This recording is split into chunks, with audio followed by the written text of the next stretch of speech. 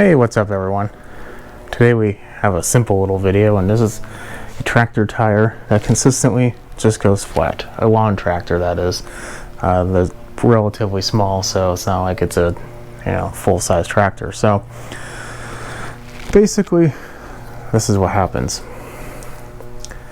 The person, granted I haven't seen this, especially since it's been, look how much crap is coming out of it, but tells me that he has been fighting this tire or this wheel for a very long time, and then he just got tired of it one day and just let it go. And then I'm starting to look at it, and it's really cracked. The tire, or the tire is very, very split and just old. The problem is he does not want to replace it. He asks if there's anything that could be done. I said we could put a tube in there, so he elected for the tube. So here's a couple things about this. This is a tubeless tire and rim. The rim is self-explanatory. And if this was not cracking, we could very well clean the tire up, clean the rim up especially, potentially even put a little bead seal in there, put it back on, reseat it, and check for leaks, and it should be fine. It even says around the tire it's tubeless, so it's a dead giveaway on that one. However, considering the decay of the tire, that's just not going to work. So on your tire, you're going to find the size. For instance, this is 15 by 6 and then 6.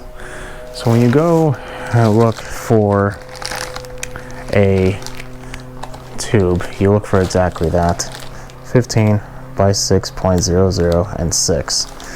I get 2 packs because, well, I do this often, and you never know, especially when it's yours, when your other tire is going to be doing the exact same thing. The one on the other side of this machine in particular is apparently holding air. I mean, it's a little flat right now, but that's just how he gave it to me. I'm going to fill it up and see if it needs to be tubed, but just in case, I would always recommend getting 2 tubes no matter what. So first things first is I'm going to get my air compressor charged because I let it die, and we will get to work on changing it out. So the first step, now I'm gonna say this right away. I know there's probably an easier way. I know that there's probably doing something out of order or wrong, or someone thinks it's stupid or whatnot. I totally get that. The problem is I am not a tire person, and there's a couple things with that. One, there's a big difference between working on fresh, or at least not hard rubber tires like these are, and having all the proper machinery to really do everything that you want. So first things first, things that you do need you most definitely want to have is buy some of these, especially if this tire is not going to have a tube. You just want to clean the bead up and get it reseated. You are going to need these. Just going to take it and pry it up over the rim. This can be a little cumbersome, especially when it's cold.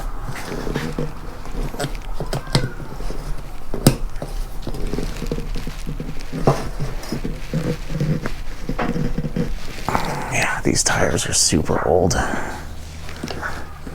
Really tried to convince him just to get new tires. Well, there. Trying to see if one side's better than the other. Doesn't really look like it now, does it?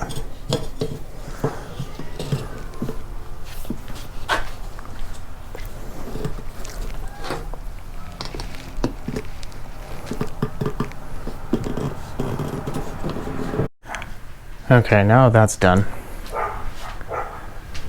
Right now you can tell it just comes up. Right here I see a dent.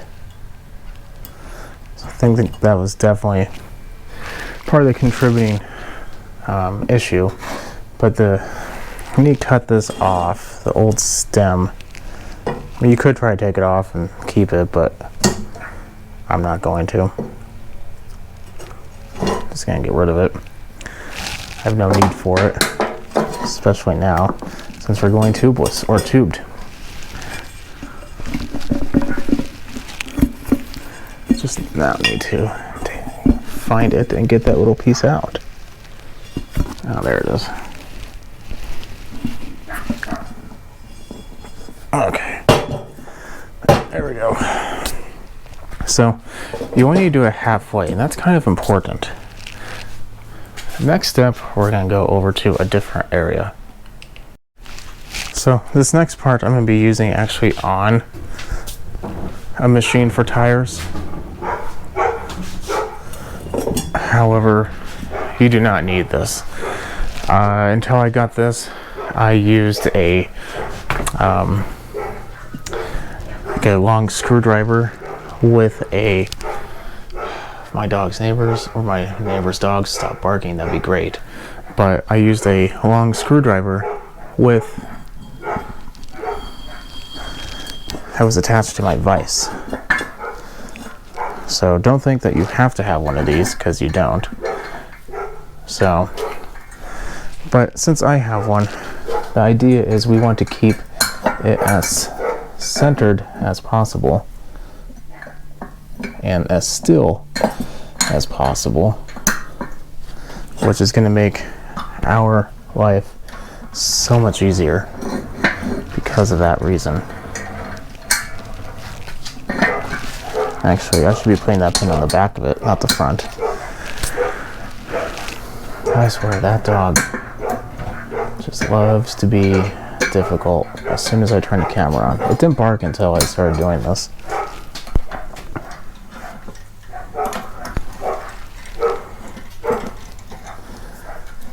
Anyway, so more or less, you just take this. Oh, this is getting tight to me. Lubricate it up. Anyway, here we go. So if you take your screwdriver and the vise, or a tire machine, or something that has like a pull, you could probably even do this like on a post somewhere. You know, who knows? But basically, we want to make sure that this is secure. Now that we know it is secure, and it's at least not going to move too much, we want to take our tube, which I did just have. Where did that tube go?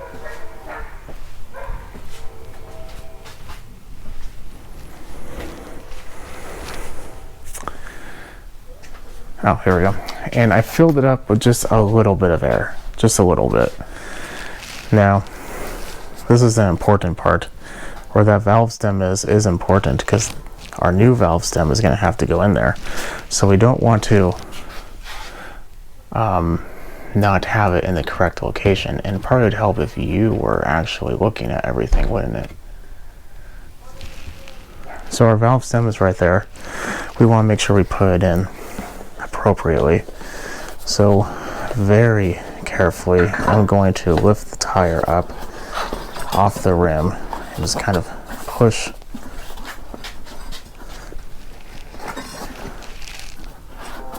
everything kind of up inside.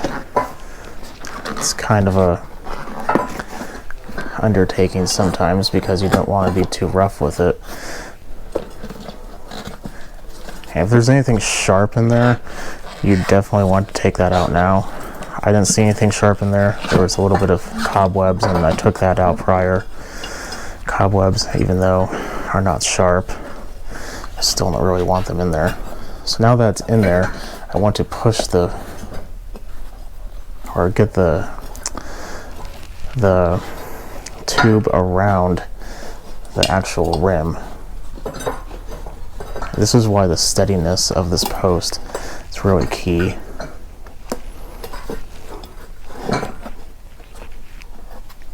Because if you weren't doing this, the rim would just be moving all over,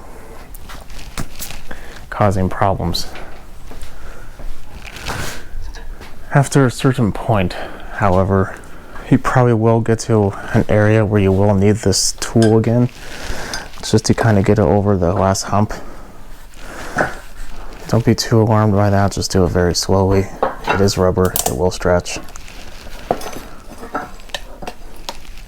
Just be careful.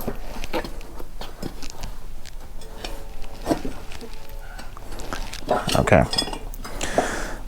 Now that that's in there, the hard part now is we want to get the stem back out. So I got the stem out. The stem's right there. Originally it was like right here, so I just turned the rim around. Now I like to use a little clip. This is an important part. You want to make sure this doesn't really just go off all crazy, and by doing so you will ensure, because you don't want to put this back over the end of the rim and then have the stem go back inside. So sometimes it's a weekend and I think I've been working too much today. Yeah, those little brackets right there are actually meant for the rim.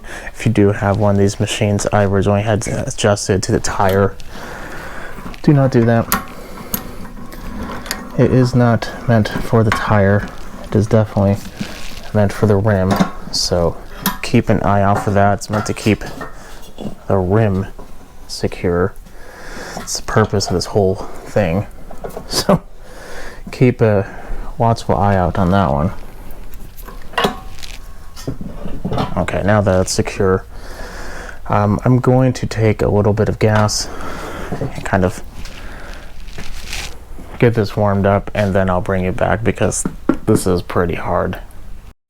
Usually you can kind of push it on at least halfway and then kind of go from there and just kind of use these to help you out. I'm hoping that's the case here.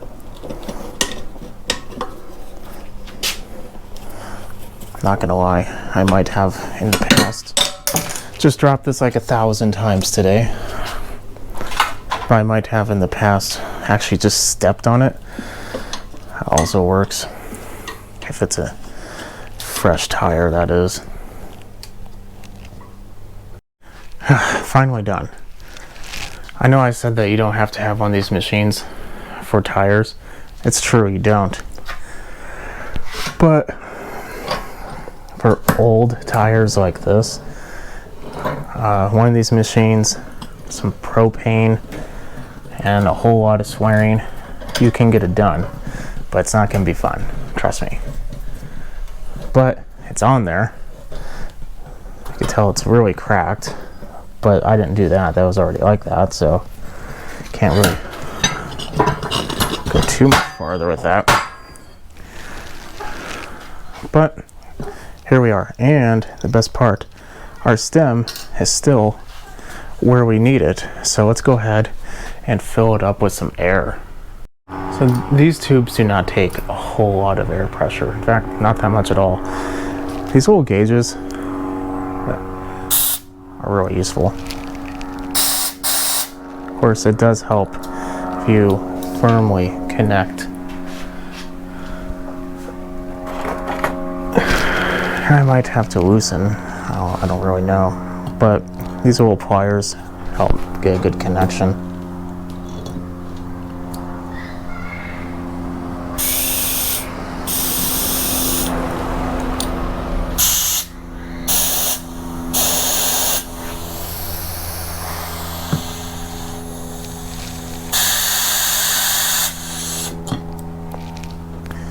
Okay, why am I not getting a good connection here? You also want to be careful you don't rip anything, of course. Last thing you want to do is this again, except add another step of taking out the damaged tube. That would be annoying. There we go. So we are at 6 psi We can go a little higher than that. Thinking like 10 or 12. Probably 12.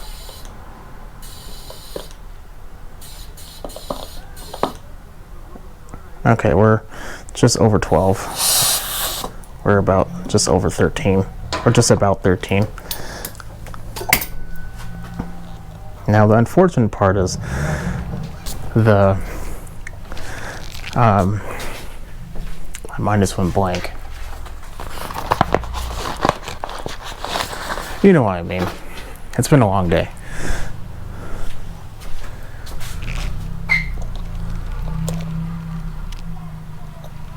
Really? Did I grab the wrong one? It's crooked. Now, we don't want that because over time that is going to result in a potential leak. Over time the metal can really start to do some damage to that, so we don't want to. Okay. And today is just one of those days.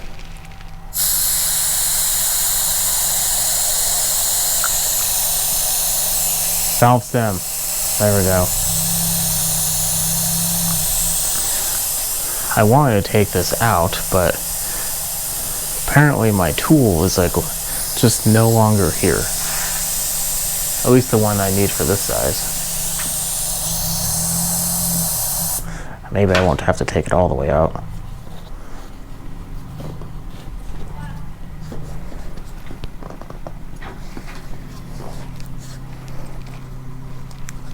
Need more air removed.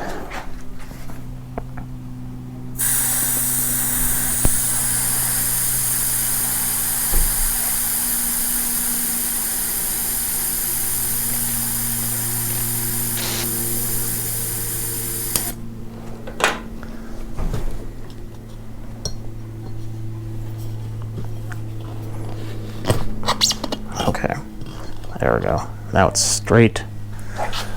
We should be good. Let's see if we have enough air pressure to put this on appropriately without.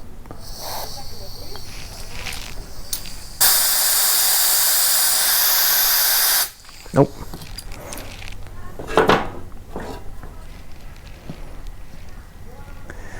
You know, the people who do tires for a living, granted, like I said, new tires are a whole lot easier. They're just a special level of patience of people that I just can't imagine. Like, my hat is off to you, people. Just off.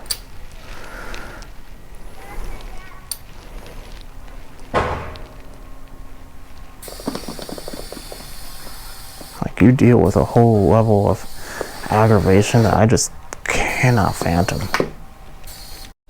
Okay, my apologies. I accidentally dropped my mic on my other one and it died, so it's the next day. I have everything installed and it is ready. I don't know exactly where I left off, but like I said, it doesn't take a whole lot of air pressure. Yeah, once you're done, it's installed and it's good to go. The times you do want to do this, excuse me, are when you are needing a like a lower speed is acceptable. You don't really want to put this type, at least I wouldn't put this type on anything that's going to be going fast. But this is a tractor. I mean, it's not going to go fast, so I don't really suspect we're going to have too much of a problem on that one. So if you are in the same predicament as this person was in, that you don't really want to buy a new tire, but at the same time, you also need to use it. This is a good cheap option. I think one of them is like $5 to $8 and it's not that hard to do. So hopefully this helped out. Definitely subscribe. Catch me in my next video. Have a good night.